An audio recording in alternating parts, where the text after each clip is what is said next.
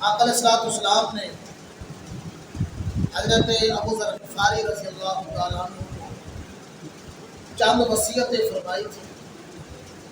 میرے مصطفیٰ صلی اللہ علیہ وسلم نے فرمایا، اے ابو ذر غفاری، ان وصیتوں پر عمل کرنا ہے۔ عرض کی یا رسول اللہ صلی اللہ علیہ وسلم، میں ساری زندگی اگر ان وصیتوں پر عمل کروں گا اللہ تبارک و تعالیٰ مجھے کیا اجر دے گا؟ میرے مصطفیٰ صلی اللہ علیہ وسلم نے فرمایا، اے ابو ذر غفاری، جب تو ان 7 وصیتوں پر عمل کرے گا، ان کے عمل کی برکت سے اللہ تبارک و تعالیٰ تجھے جنت عطا فرمائے گا۔ صحابی رسول تھے، انہوں نے دیکھا کہ آقا علیہ السلام کا رہ رحمت جوش میں ہے۔ عرض کی یا رسول اللہ صلی اللہ علیہ وسلم، یہ میرے لیے خاص ہے یا قیامت کی دیواروں تک آپ کے اور بھی غلام آئیں گے؟ یا رسول اللہ، یہ وصیتیں ان کو بھی فائدہ دے گی؟ میرے مصطفیٰ صلی اللہ علیہ وسلم نے فرمایا، اے ابو ذر غفاری، قیامت کی دیواروں تک جو بھی میرا غلام ان وصیتوں پر عمل کرے گا، عمل کرنا اس کا کام ہے، جنت عطا کرنا خدا کا کام ہے۔ عرض کی یا رسول اللہ صلی اللہ علیہ وسلم، وہ کون سی وصیت ہے؟ میرے مصطفیٰ صلی اللہ علیہ وسلم نے فرمایا، اے ابو ذر غفاری، ان وصیتوں میں سے پہلی وصیت یہ ہے کہ تقوی اللہ، ہمیشہ خدا سے ڈرتے رہنا، جہاں بھی جائے، جس جگہ بھی جائے، خدا سے ڈرتے رہنا۔ بازار میں رہنا، خدا سے ڈرتے رہنا، رشتہ داروں کے پاس جانا، خدا سے ڈرتے رہنا، اور سفر پہ جانا، خدا سے ڈرتے رہنا، لوگوں کے سامنے رہنا، خدا سے ڈرتے رہنا، جب تم علیحدہ بیٹھنا خدا سے ڈرتے رہنا، اور جب تم مسجد میں بیٹھنا خدا سے ڈرتے رہنا۔ تو جہاں بھی جائے، جس جگہ بھی جائے، لیکن تیرے دل سے خدا کا خوف نہ جائے۔ کیونکہ کچھ لوگ ایسے ہوتے ہیں جب لوگوں کے سامنے آتے ہیں نا، ٹوپی، جوبہ، دستار، ذکر، اذکار ہوتا ہے، جب علیحدہ ہوتے ہیں تو وہ شیطان کو راضی کرتے رہتے ہیں۔ فرمایا، یہ حقیقی تقویٰ نہیں ہے، حقیقی تقویٰ یہی ہے، حقیقی خدا کا خوف یہ ہے، جس طرح تو لوگوں کو سامنے رہے اسی طرح علیحدہ بھی خدا کے سامنے اس طرح رہے۔ یہ تو منافقانہ تقویٰ ہے، یہ تو منافقانہ خدا کا خوف ہے، اس سے کام نہیں بنے گا۔ تو منافقانہ چال چھوڑ دے، عاشقانہ چال پہ چلنا شروع کر دے۔ جس طرح تو لوگوں کے سامنے خدا کا خوف رکھتا ہے، اسی طرح جب تو علیحدہ ہو جائے، علیحدہ بھی خدا کے سامنے اس طرح خدا کا خوف رکھتا ہے۔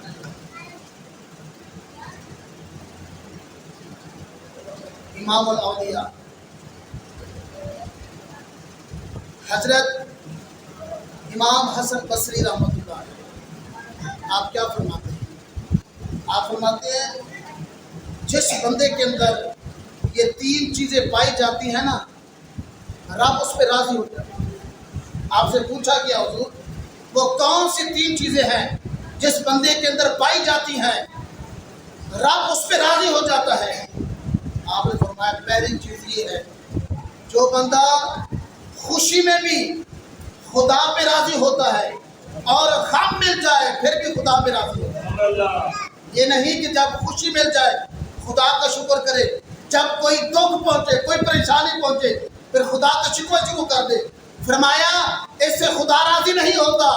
خدا تب راضی ہوتا ہے جب خوشی میں بھی خدا پہ راضی ہو جائے گا اور غمی میں بھی خدا پہ راضی ہو جائے گا۔ دونوں حالتوں میں تو خدا پہ راضی ہو جائے گا، خدا تجھ پہ راضی ہو جائے گا۔ اور دوسری چیز آپ نے سمجھا، جو بندہ جس کو اللہ تبارک و تعالی بے حساب رزق دے پھر بھی خدا پہ راضی رہے، اور اگر رزق کی کمی آ جائے پھر بھی خدا پہ راضی رہے۔ دونوں حالتوں میں، یہ نہ کہ اگر رزق وسیع ہو پھر خدا کا شکر کرے، اگر رزق میں کمی آ جائے فرمایا نہیں نہیں، رب تعالیٰ اس پہ راضی ہوتا ہے جو دونوں حالتوں پہ رب پہ راضی ہوتا ہے۔ اور تیسری چیز حضرت امام حسن بصری فرماتے ہیں، تیسری چیز یہ ہے جو بندہ ظاہر میں لوگوں کے سامنے جس طرح تقویٰ رکھتا ہو، لوگوں کے سامنے جس طرح خدا کا خوف رکھتا ہو، جب علیحدہ ہو جائے اسی طرح، جب علیحدگی میں بھی جائے اسی طرح خدا کا خوف رکھتا ہے۔ میں جب جس بندے کے اندر یہ تین چیزیں پائی جاتی ہیں رب تعالیٰ اس پہ راضی ہو جاتا ہے۔ یہ کیا تقویٰ ہے، یہ کیا خدا کا خوف ہے؟ جب لوگوں کے سامنے آئے اور ذکر اذکار شروع کر دے، جب علیحدہ ہو جائے پھر شیطان کو راضی ہو کرے۔ فرمایا یہ تقویٰ نہیں، تو تقویٰ ایسا اپنا دل کے اندر ایسا خدا کا خوف رکھ، جب تو بازار کے اندر جائے لوگ تمہیں دیکھ کر کہے وہ دیکھو کہ محمد کا غلام جا رہا ہے۔ دیکھو صحابہ کرام کی سیرت پر کتنی فکر، صحابہ کرام کے دل کے اندر کتنا خوف خدا ہوتا ہے۔ وہ صحابہ کرام جس کے بارے اللہ تبارک و تعالیٰ نے قرآن مجید میں ارشاد فرمایا رضی اللہ عنہ فرمایا صحابہ کرام کی ایسی جماعت ہے خدا ان پہ راضی ہو گیا اور یہ خدا پہ راضی ہو گیا۔ ان صحابہ میں سے حضرت صدیق اکبر، خلیفہ اول، یارغار مصطفیٰ، اور میرے مصطفیٰ صلی اللہ علیہ وسلم کے پیارے صحابی، اور میرے مصطفیٰ صلی اللہ علیہ وسلم نے کئی مرتبہ حضرت صدیق اکبر کو جنت کی بشارت عطا فرمائی، اور میرے مصطفیٰ صلی اللہ علیہ وسلم جس کے بارے فرماتے ہیں میں نے ہر کسی کا احسان دنیا کے اندر چکا دیا ہے، لیکن جب صدیق اکبر کی باری آئی فرمایا میں اس کا احسان نہیں چکا سکا، کل قیامت کے دن صدیق اکبر کا احسان رب چکائے گا۔ وہی صدیق اکبر جب علیحدہ ہوتے تھے اتنا روتے تھے آپ اللہ کی بارگاہ میں کہتے یا اللہ مجھے بے جان بنا دیتا، انسان نہ بناتا۔ جب آپ درختوں کو دیکھتے روتے کاش میں درخت ہوتا، میں انسان نہ ہوتا۔ جب آپ گھاس کو دیکھتے عرض کرتے یا اللہ مجھے گھاس بنا دیتا، مجھے انسان نہ بناتا۔ لوگ عرض کرتے اے صدیق اکبر آپ یہ کیوں کہتے ہیں؟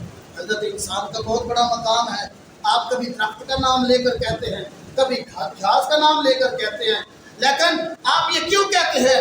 آپ نے فرمایا میں اس لیے کہتا ہوں کل قیامت کے دن نہ گھاس سے حساب ہوگا نہ درخت حساب ہوگا، اگر حساب ہوگا تو حضرت انسان سے حساب ہوگا۔ کہتے تو جب رب تعالیٰ مجھ سے حساب لے گا رب تعالیٰ کو کس طرح حساب؟ حضرت عمر فاروق کے بارے آپ پڑھ کے دیکھیے، وہ عمر فاروق جس کے بارے میں مصطفیٰ صلی اللہ علیہ وسلم نے فرمایا اگر میرے بعد کوئی نبی ہوتا تو عمر فاروق ہوتا۔ وہ عمر فاروق جس سے شیطان بھی ڈرتا تھا، لیکن دل کے اندر خدا کا خوف اتنا ہوتا جب آپ دل کا اٹھا کر کہتے یا اللہ مجھے تو دل کا بنا دیتا، مجھے انسان نہ بنا دیتا۔ صحابہ کرام کا کتنا خوف تھا، لیکن آج ہماری منافقانہ چال ہے، ہم لوگوں کے سامنے پرہیزگار نظر آتے ہیں، جب علیحدہ ہوتے ہیں تو ہم شیطان کو راضی کرتے ہیں۔ فرمایا یہ تقویٰ نہیں، تم ایسا تقویٰ اپناؤ، لوگوں کے سامنے ایسا تقویٰ کرو جب تو بازار میں جائے لوگ تیری صورت دے کر اور خدا کا خوف دے کر کہے دیکھو یہ محمد کا غلام جا رہا ہے۔ سب سے پہلے آقا علیہ السلام نے حضرت ابو ذر غفاری رضی اللہ تعالیٰ عنہ کو یہ وصیت کی، اے ابو ذر غفاری اوصی کا بتقوی اللہ، میں اللہ کا نبی تمہیں یہ وصیت کرتا ہوں جہاں بھی رہنا جس جگہ بھی رہنا لیکن تیرے دل سے خدا کا خوف نہ جائے۔ آج کی دل تو زدنی یا رسول اللہ اور وصیت فرمائی، میرے مصطفیٰ صلی اللہ علیہ وسلم نے دوسری وصیت کی۔ پہلی وصیت یہ تھی خدا کا خوف رکھنا، دوسری وصیت یہ تھی اے ابو ذر غفاری علیک بتلاوت القرآن بذکر اللہ، اس طرح کرنا خدا کا ذکر بھی کرتے رہنا، قرآن کی تلاوت بھی کرتے رہنا۔ حضرت ابو ذر غفاری نے عرض کی یا رسول اللہ اگر میں خدا کا ذکر بھی کروں اور قرآن کی تلاوت بھی کروں، اللہ تبارک و تعالیٰ مجھے کیا اجر دے گا؟ تو میرے مصطفیٰ صلی اللہ علیہ وسلم نے فرمایا فَإِنَّهُ ذِكْرٌ لَكَ فِي السَّمَاءِ وَنُورٌ لَكَ فِي الْأَرْضِ، فرمایا جب تو خدا کا ذکر کرے گا رب تعالیٰ آسمانوں پر تیرا ذکر کرے گا، اور جب تو قرآن کی تلاوت کرے گا قرآن کی تلاوت کی برکت سے اللہ تبارک و تعالیٰ تیرے چہرے پر نور پیدا فرمائے گا۔ اس بات کے حضرت حضور پاک صلی اللہ علیہ وسلم کے صحابہ نے حلقہ بنا کے اللہ کا ذکر کر رہے ہیں، توجہ کریں۔ اچانک میرے مصطفیٰ صلی اللہ علیہ وسلم آئے، آپ نے فرمایا کہ اے میرے پیارے صحابہ یہاں بیٹھ کر کیا کر رہے ہو؟ عرض کی یا رسول اللہ بذکر اللہ، ہم یہاں بیٹھ کر اللہ کا ذکر کر رہے ہیں۔ جب میرے مصطفیٰ صلی اللہ علیہ وسلم نے یہ بات پوچھی فَأَتَانِي جبرائیل علیہ السلام، تھوڑی دیر کے بعد حضرت جبرائیل علیہ السلام حاضر ہو گئے۔ عرض کی یا رسول اللہ صلی اللہ علیہ وسلم یہاں آپ کے صحابہ زمین پر بیٹھ کر خدا کا ذکر کر رہے ہیں، لا مکانوں پر خدا ان کا ذکر کر رہے ہیں۔ پھر اس وقت میرے مصطفیٰ صلی اللہ علیہ وسلم نے فرمایا اے میرے صحابہ خدا کا ذکر کبھی نہ چھوڑنا۔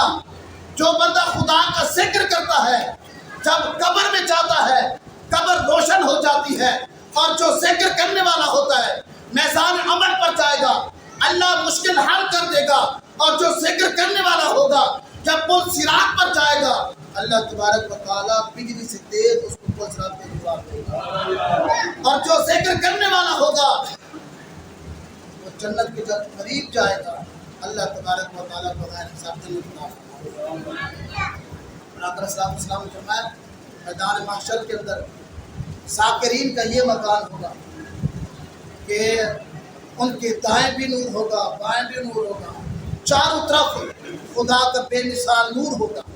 تو فرشتے عرض کریں گے یا اللہ یہ کون ہے؟ یہ تیرے کوئی ولی ہیں جن کے چاروں طرف بے مثال نور ہے؟ اللہ فرمائے گا نہیں۔ یا اللہ یہ کوئی نبی ہے؟ اللہ فرمائے گا نہیں، نہ یہ نبی ہے نہ ولی ہے۔ فرشتے عرض کریں گے یا اللہ یہ کون ہے؟ اللہ فرمائے گا یہ وہ ہیں جنہوں نے دنیا کے اندر میرے نام کو بلند کیا تھا، آج میں نے ان کے مقام کو بلند کر دیا۔ حضور نے فرمایا یہ ذکر اللہ ہے، تلاوت القرآن، اللہ کا ذکر بھی کرتے رہنا اور قرآن کی تلاوت بھی کرتے رہنا، کیونکہ آقا علیہ الصلوۃ والسلام فرماتے ہیں دنیا کے اندر کچھ لوگ ایسے ہیں جو اہل اللہ میں سے ہیں۔ صحابہ نے عرض کی یا رسول اللہ وہ کون خوش قسمت ہیں جو اہل اللہ سے ہیں؟ میرے مصطفیٰ صلی اللہ علیہ وسلم نے فرمایا جو قرآن والے ہیں وہی اہل اللہ میں سے ہیں۔ اس لیے آقا علیہ الصلوۃ والسلام نے فرمایا اے ابو ذر غفاری خدا کا ذکر بھی کرتے رہنا اور قرآن کی تلاوت بھی کرتے رہنا۔ جب تو خدا کا ذکر کرے گا ذکر کی برکت سے اللہ لامکانوں پر تیرا نام بلند کر دے گا، اور جب تو قرآن کی تلاوت کرے گا قرآن کی تلاوت کی برکت سے اللہ تعالیٰ کے چہرے پر نور پیدا فرما دے گا۔ عرض کی یا رسول اللہ کل تو زدنی، اور وصیت فرمائے میرے مصطفیٰ صلی اللہ علیہ وسلم نے تیسری وصیت فرمائی، فرمایا کہ اے ابو ذر غفاری علیک بطول الصمت، خیال کرنا ہمیشہ زیادہ تر خاموش رہنا، زیادہ نہ بولنا، کیونکہ جو زیادہ بولتا ہے شیطان ان پر غالب ہو جاتا ہے، اور جس پر شیطان غالب ہوتا ہے وہ جہنم کے قریب ہوتا ہے، جنت سے دور ہو جاتا ہے۔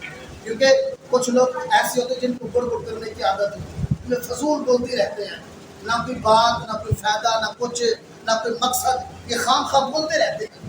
تو آقا علیہ الصلوۃ والسلام نے منع فرمایا ہے، فرمایا زیادہ نہ بولو، اتنا بولو کہ جو تمہارا مقصد ہو۔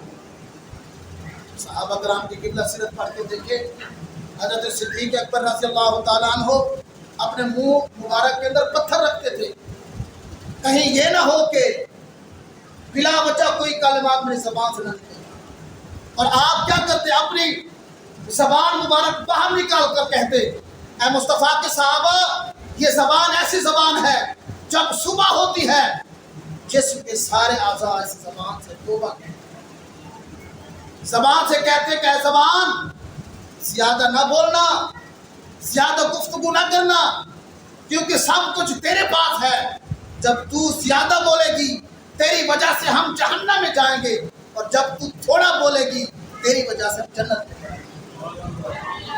اور آقا علیہ السلام کا فرمان مقدس جملہ، آقا علیہ السلام فرماتے ہیں جو بندہ زیادہ خاموشی اختیار کرتا ہے، زیادہ بولتا نہیں، خاموشی اختیار کرتا ہے، آقا علیہ السلام فرماتے ہیں اللہ تبارک و تعالیٰ سے 60 سال نفلی عبادت کا ثواب عطا فرماتے ہیں۔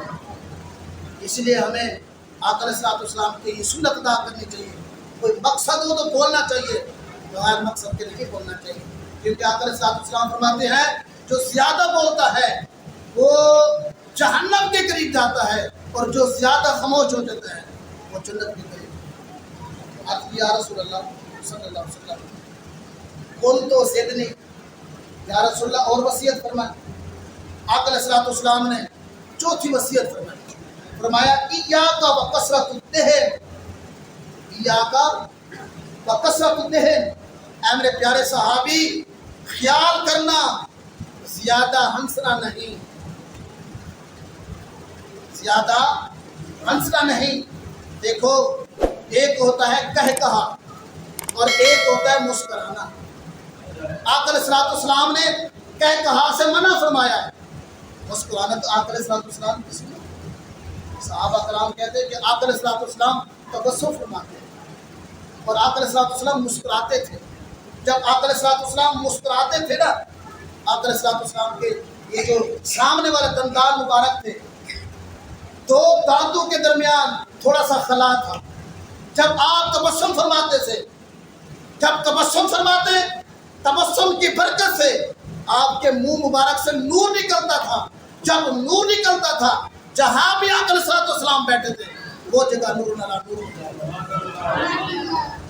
بلکہ امہات المؤمنین ہمارے روحانی حضرت عائشہ الصدیقہ رضی اللہ تعالیٰ عنہا آپ فرماتے کہ ایک دفعہ سحری کا وقت تھا، میں کپڑے سی رہی تھی، اچانک میری سوئی گم ہو گئی، میں تلاش کرتی رہی مجھے سوئی نہ ملی۔ اب میں پریشان بیٹھی تھی، سوئی مل جاتی کپڑے سلائی کر لیتی، اب سوئی نہیں مل رہی، اب کیا کروں؟ اور کہتے ہیں اچانک فداخل النبی صلی اللہ علیہ وسلم فسنیت الابراد بشواء نور وجہی، تھوڑی دیر کے بعد آمنہ کے نال کمرے کے اندر تشریف لائے۔ جب آقا علیہ السلام کمرے کے اندر آ گئے، آپ نے تبسم فرمایا، جب آپ نے تبسم فرمایا تو آپ کے منہ مبارک سے نور نکلا، اس نور کی برکت سے پورا کمرہ نور نلا نور ہو گیا۔ جب سارا کمرہ نور نلا نور ہوا تو میں نے آسانی کے ساتھ اس سوئی کی تلاش کی۔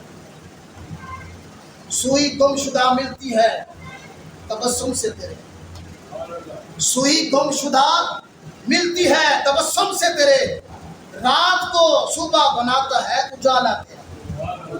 تو آقا علیہ السلام نے فرمایا اے ابو ذر اس طرح کرنا، زیادہ ہنسنا نہیں، جب تو زیادہ ہنسے گا تو پھر کیا ہوگا؟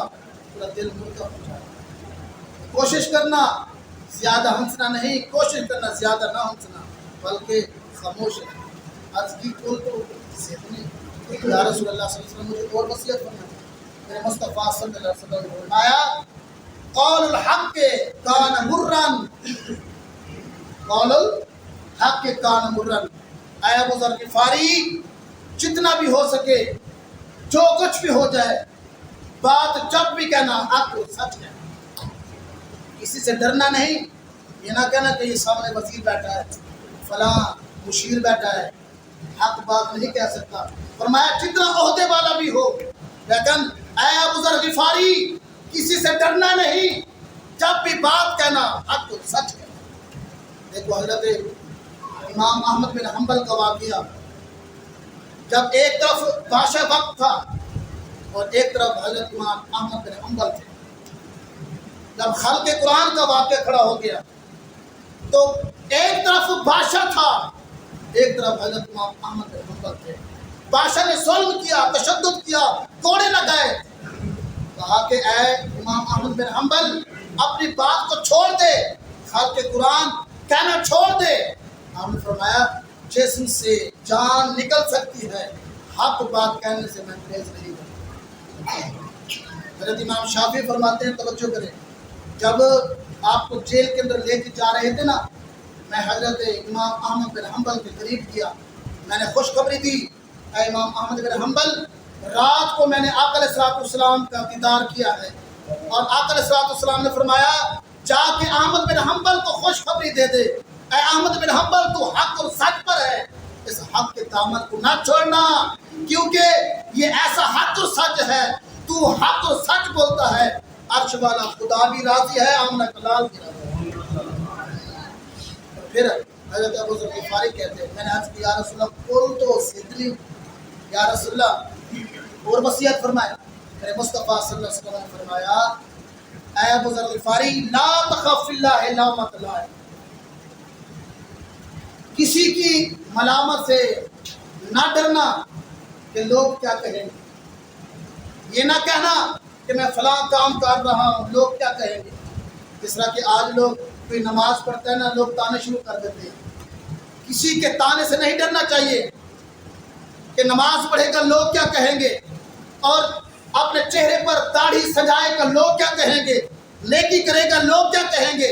فرمایا یہ نہ سوچنا لوگ کیا کہیں گے، یہ دیکھنا خدا اور رسول کیا کہہ رہا ہے.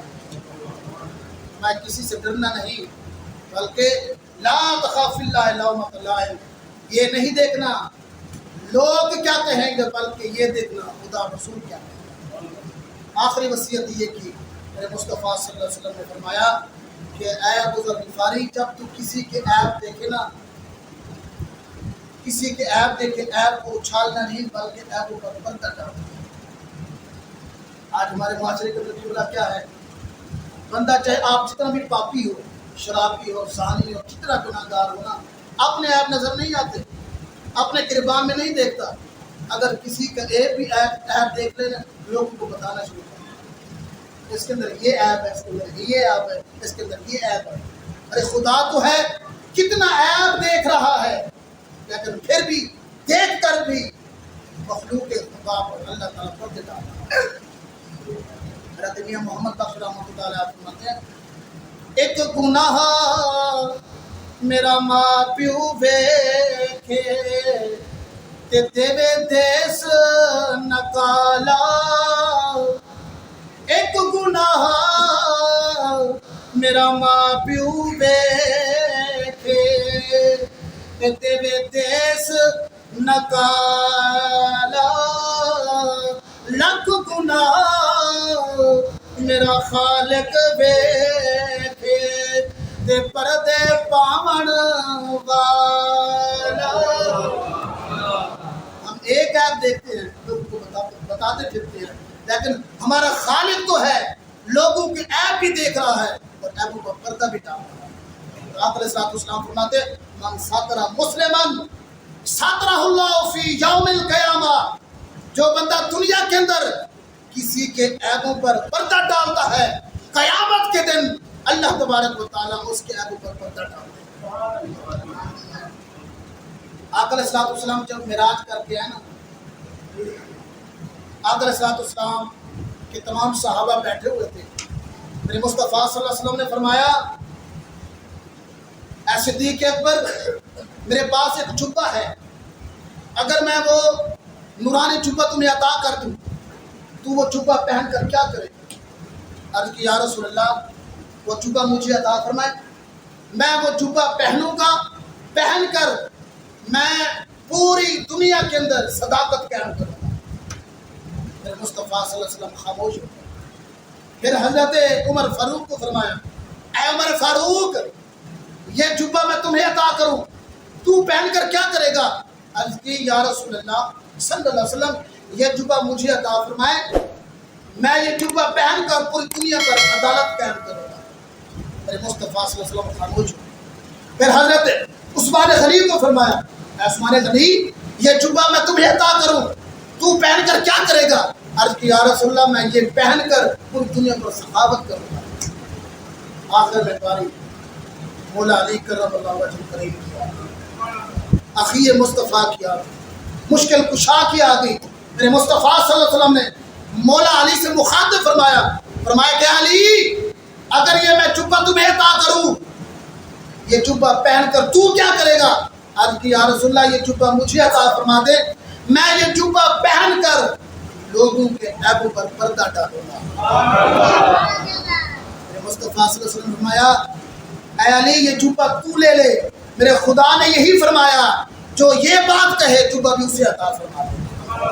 سامعین محترم، حضرت ابو ذر غفاری رضی اللہ تعالیٰ عنہ کو میرے مصطفیٰ صلی اللہ علیہ وسلم نے یہ چند وصیتیں فرمائی، اور میرے مصطفیٰ صلی اللہ علیہ وسلم نے فرمایا اے ابو ذر غفاری جو ان وصیتوں پر عمل کرے گا اللہ تبارک و تعالیٰ قیامت کے دن ان کو بغیر حساب جنت عطا فرمائے گا۔